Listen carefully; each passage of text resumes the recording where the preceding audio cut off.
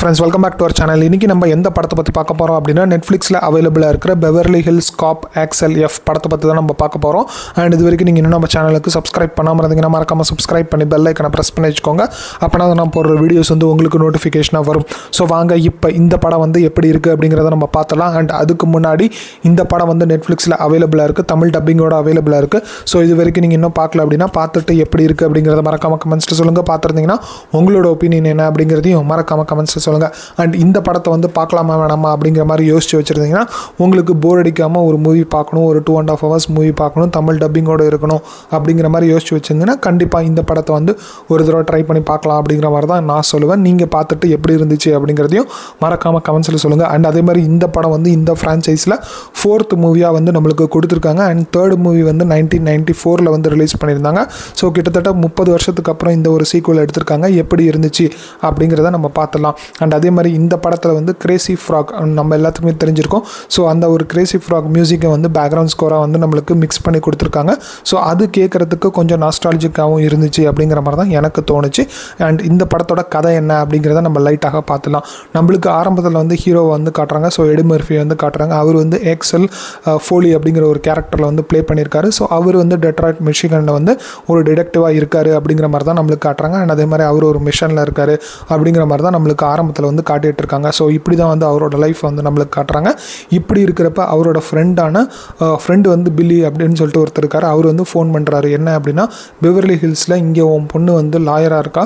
So அவங்க வந்து ஒரு கேஸை வந்து எடுத்திருக்காங்க. அண்ட் அந்த கேஸ்னால அவங்க உயிருக்கே வந்து ஆபத்து ஏற்படும் அப்படிங்கிறது எனக்கு தோணுது. ஸோ அதை வந்து நீ வந்து கால் பண்ணி தடுக்கணும் அப்படிங்கிற மாதிரி அவர் சொல்கிறாரு.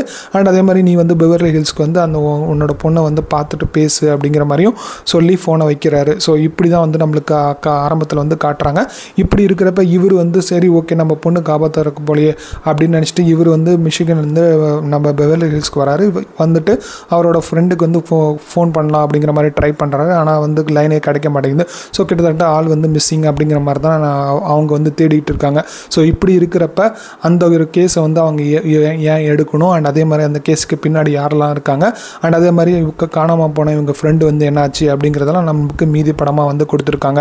அண்ட் அது மட்டும் இல்லாமல் நடுவில் வந்து அவங்க ஜேன் அப்படிங்கிறவங்க இருக்காங்க இல்லையா. ஸோ அவங்க வந்து நம்ம ஆக்சல் ஃபோலியோட பொண்ணு தான். ஸோ அவங்க 2 பேருக்குமே வந்து சின்ன ஒரு மிஸ் அண்டர்ஸ்டாண்டிங் இருக்கும். அது ஏன் அப்படிங்கிறதையும் நம்மளுக்கு இந்த படத்தில் வந்து சொல்லியிருக்காங்க. கடைசியில் வந்து ஒன்று சேர்ந்தாங்களா இல்லையா அப்படிங்கிற ஒரு விஷயத்தை வந்து நம்மளுக்கு சொல்லியிருப்பாங்க. அண்ட் இந்த படம் வந்து எனக்கு குறிப்பாக வந்து ஒரு நீட்டான ஒரு ஃபன்னான ஒரு என்டர்டெயின்மெண்ட் மூவியாக எனக்கு இருந்துச்சு. இது வந்து என்னோட தனிப்பட்ட ஒரு விமர்சனம் அப்படிங்கிறதையும் நீங்கள் தெரிஞ்சு வச்சுக்கோங்க. சில பேருக்கு இந்த படம் வந்து பார்க்குறப்ப கொஞ்சம் போர் அடிக்க செய்யலாம். அண்ட் அதே மாதிரி இது கிரிஞ்சாகவும் இருக்கலாம். பட் எனக்கு இந்த படம் வந்து பார்க்குறப்போ ஒரு ஃபன் ஃபீல்டாகவும் இருந்துச்சு, அண்ட் என்டர்டெயின்மெண்ட்டாகவும் இருந்துச்சு அப்படிங்கிறத நான் சொல்லணும் அப்படிங்கிற மாதிரி ஆசைப்பட்டேன். அண்ட் அதே மாதிரி இந்த படத்தில் வந்து ஸ்க்ரீன் ப்ளே ஓரளவுக்கு நீட்டாகவே வந்து கொடுக்க ட்ரை பண்ணியிருக்காங்க. அண்ட் முக்கியமாக நான் முன்னாடியே சொன்னேன் அப்படின்னு நினைக்கிறேன். ஸோ கிரேசி ஃப்ராகோட பேக்ரவுண்ட் மியூசிக் வந்து நம்மளுக்கு கொடுத்துருந்தாங்க. ஸோ அது வந்து கொஞ்சம் நாஸ்டாலஜியா மூமெண்ட்டாகவும் இருந்துச்சு அப்படிங்கிற மாதிரி தான் எனக்கு தோணுச்சு. அண்ட் இந்த படத்தில் வந்து பிரச்சனையே இல்லையா அப்படின்னு கேட்டிங்கன்னா, இது வந்து ஒரு ப்ரெடிக்டபிளான ஒரு ஸ்டோரி தான், இல்லைன்னு சொல்லலை. பட் இருந்தாலும் நம்மளுக்கு ஓவராலாக பார்க்குறப்போ ஒரு காமெடி அண்ட் அதே மாதிரி அந்த ஃபன் ஃபீல்டான எலமெண்ட்ஸ்லாம் வந்து ஒன்று சேர்ந்து நம்மளுக்கு வந்து கொடுத்ததால இந்த படம் வந்து ஓரளவுக்கு என்டர்டெயின்மெண்ட்டாகவும் என்கேஜிங்காகவும் கொண்டு போயிருந்தாங்க அப்படிங்கிற மாதிரி தான் எனக்கு தோணுச்சு. அண்ட் பர்ஃபார்மன்ஸ்ன்னு சொல்கிறப்ப இந்த படத்தில் எடி மர்ஃபியோட பர்ஃபார்மன்ஸ் ரொம்பவே நீட்டாக இருந்தது. ஸோ அவர் தான் வந்து எக்ஸல் ஃபோலி கேரக்டரில் ப்ளே பண்ணியிருக்காரு. அண்ட் கிட்டத்தட்ட வந்து சிங்கிள் ஹேண்டடாக இந்த படத்தை வந்து கொண்டு போக ட்ரை பண்ணியிருக்காரு. அண்ட் ஓரளவுக்கு வந்து அவர் சக்ஸஸும் பண்ணியிருக்காரு அப்படிங்கிற மாதிரி தான் எனக்கு தோணுச்சு. அண்ட் அதே மாதிரி அவங்களோட சப்போர்ட்டிங் கேரக்டர்ஸான ஜேன், ஸோ அவங்க பொண்ணாக நடிச்சிருக்கிற அவங்களோட கேரக்டரும் ரொம்ப நீட்டாகவே இருந்துச்சு. ஏன்னா அந்த அப்பா இல்லாமல் அவங்க வாழ்ந்த விதம் அண்ட் அதே மாதிரி அப்பா இல்லாத அந்த ஏக்கம் அதெல்லாம் வந்து அவங்க எக்ஸ்பிரஸ் பண்ணுறப்ப நம்மளுக்கு கிட்டத்தட்ட கனெக்ட் பண்ணிக்கிற மாதிரி தான் இருந்துச்சு அப்படிங்கிற மாதிரி தான் எனக்கு தோணுச்சு. அண்ட் அதே மாதிரி டைலாகும் வந்து தமிழ் டப்பிங்கில் ரொம்பவே நீட்டாகவே கொடுத்துருந்தாங்க. ஸோ தமிழ் டப்பிங் டீமுக்கு நம்ம ஸ்பெஷல் பாராட்டுக்களை சொல்லி ஆகணும். எங்கேயுமே வந்து ஓவர் த டூ பண்ணாமல் எங்கேயுமே வந்து குழப்பாமல் நம்மளுக்கு புரிகிற மாதிரி அந்த தமிழ் டப்பிங் டீமில் வந்து பேசி கொடுத்துருந்தாங்க. ஸோ அது வந்து பார்க்குறதுக்கு நல்லா இருந்துச்சு அப்படிங்கிற மாதிரி தான் எனக்கு தோணுச்சு. அண்ட் அதே மாதிரி சினிமாட்டோகிராஃபியும் வந்து கொஞ்சம் ஓரளவுக்கு ரிச்சாக கொடுக்கணும் அப்படிங்கிற மாதிரி ட்ரை பண்ணியிருக்காங்க. அண்ட் அதே மாதிரி அந்த ஒரு ரிச்னஸை கொடுக்கறதுக்காக அந்த கலர்ஸ் எல்லாம் வந்து பிரைட் பண்ணியிருக்காங்க அப்படிங்கிற மாதிரி எனக்கு தோணுச்சு. அது ஓரளவுக்கு ஒர்க் அவுட்டும் ஆயிருக்கு அப்படிங்கிறதுல எந்த ஒரு சந்தேகமும் இல்லை. எடிட்டிங் எனக்கு தெரிஞ்சு இன்னும் ஒரு 2-3 சீன்ஸில் வந்து அவங்க கம்மி பண்ணி நம்மளுக்கு கொடுத்துருந்தாங்கன்னா இன்னுமே கிறிஸ்பாக வந்திருக்கும் அப்படிங்கிற மாதிரி தான் எனக்கு தோணுது. பட் நெவர்தலஸ் இது வந்து ஒரு நீட்டான ஒரு அட்டப்ட் அப்படிங்கிற மாதிரி தான் எனக்கு தோணுச்சு. பட் நான் வந்து இந்த பெவர்லி ஹில்ஸ் காப்போட சீரிஸ் வந்து நான் பார்த்ததே கிடையாது.